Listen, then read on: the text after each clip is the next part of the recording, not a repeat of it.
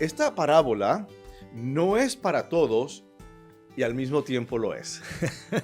Vemos cómo se dirige directamente a aquellos que estaban convencidos de su propia justicia.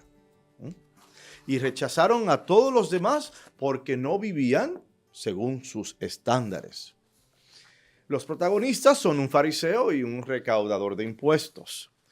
Y ambos entran al templo para rezar y adoptar sus lugares habituales de acuerdo con su papel en la sociedad y la cultura.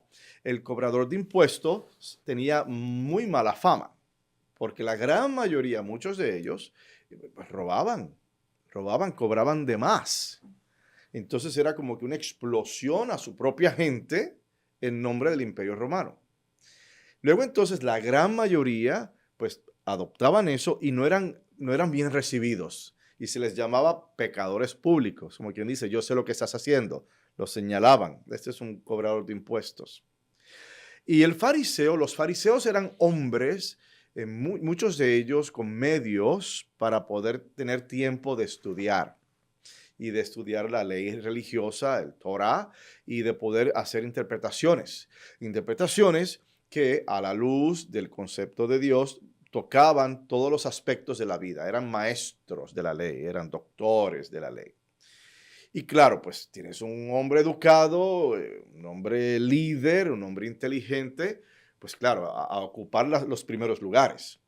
Y tienes un pecador acá público, o por lo menos le achacan eso, y pues atrás, o sea, en la parte de atrás para no llamar la atención. El fariseo, como líder de la comunidad, va al frente, como se puede esperar en la mayoría de las comunidades de fe. Fíjate que hay personas en esas comunidades, los líderes, muchos de ellos se sientan al frente, ¿verdad?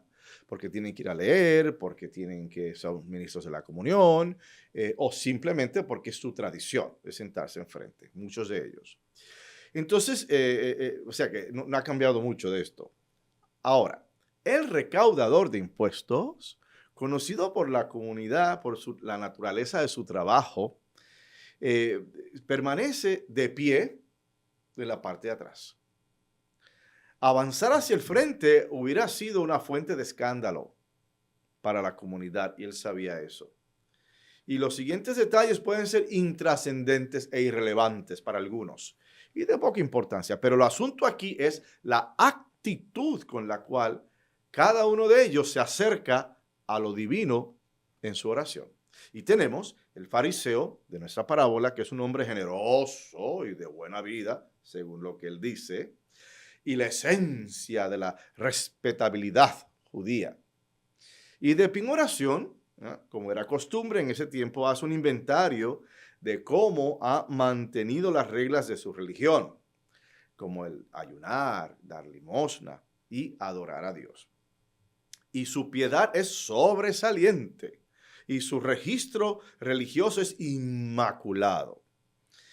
Injustificado, orgulloso y sin un atisbo de culpa, cae presa en la tentación de compararse con alguien más. Y en este caso, con el recaudador de impuestos, el paría social. ¿Y con quién estaba hablando él? ¿Con Dios o consigo mismo? Esa fue su actitud. Mientras tanto, el recaudador de impuestos, que no tenía nada de qué orgullecerse, lo más probable es que fuera quizás un intrigante, era un colaborador del opresor romano, eso está ahí, quizás un mentiroso, o sea, le debes al gobierno 100, cuando en realidad le debes 50 y él se echa los otros 50. Un ser humano corrupto y en última instancia considerado un pecador público.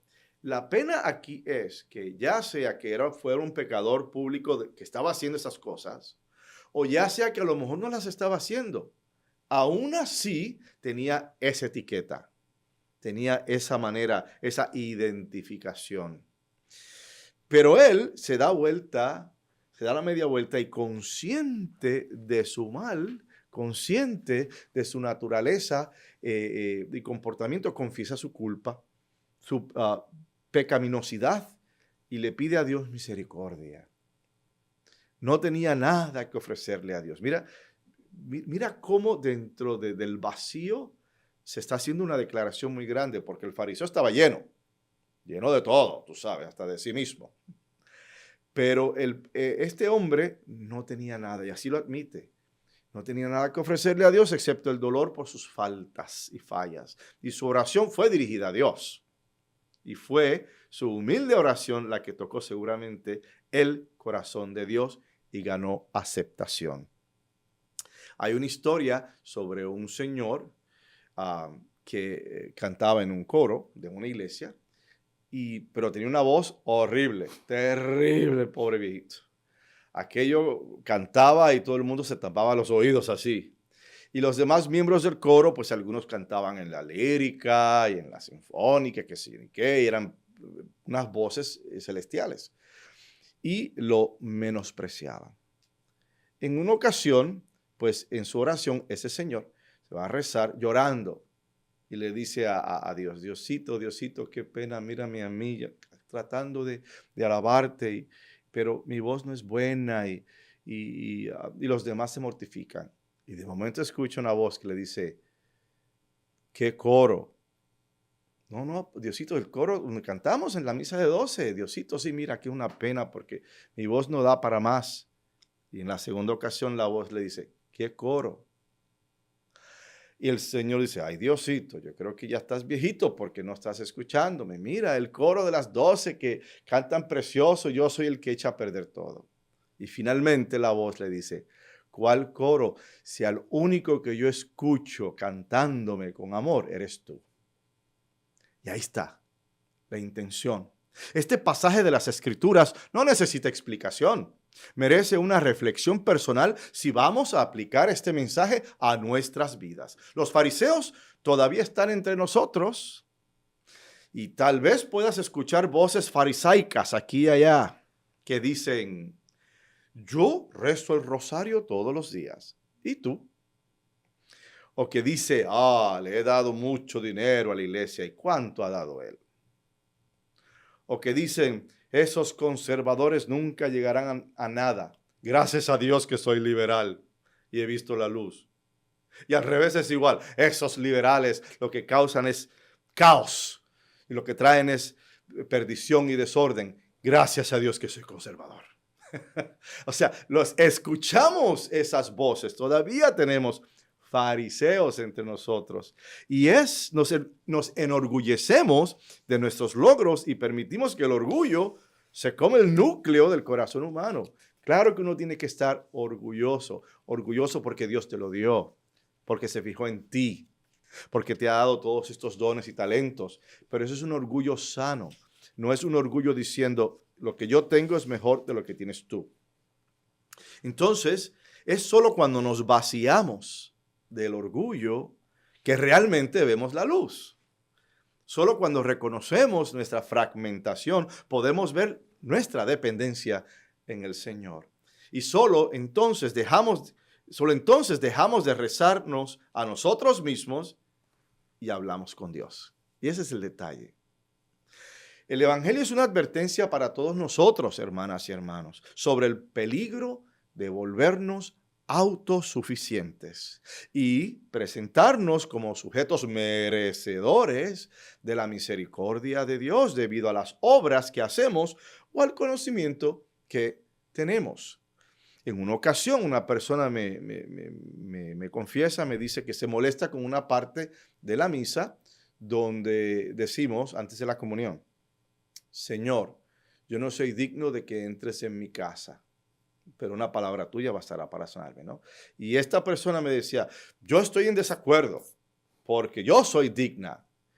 Y a mí se me pararon hasta los pelos. Y yo, mujer, ¿pero qué estás diciendo? Piensa un poco. Nadie se merece esto. Nadie. Quizás tú estés pasando por algún tipo de crisis, a lo mejor la autoestima no está muy buena y necesitamos decir eso como para subirnos el ánimo, pero nadie es digno y sin embargo Él se nos da. Hermanas y hermanos, no ganamos nuestra salvación, no.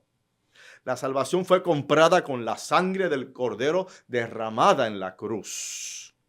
A medida que avanzamos en nuestro viaje hacia Dios, nuestra disposición, nuestra oración, hacen eco, deben de hacer eco a la voz del recaudador de impuestos del Evangelio y decirle a Dios: oh Señor, sé misericordioso conmigo, porque soy un pecador.